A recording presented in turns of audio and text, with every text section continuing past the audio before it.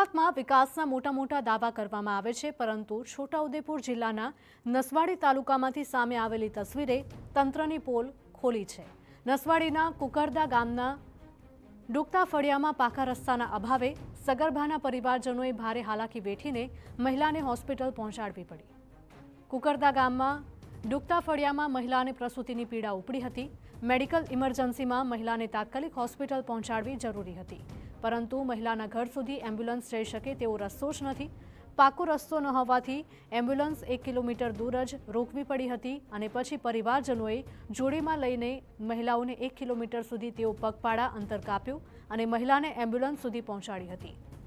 કપડાની જોડીમાં નાખીને મહિલાને લઈ જતા આ દ્રશ્યો એ વાતની ચાડી ખાય છે કે ગ્રામ્ય વિસ્તારોમાં સુવિધાના અભાવે મેડિકલ ઇમરજન્સીમાં લોકો કેટલી હાલાકી ભોગવે છે।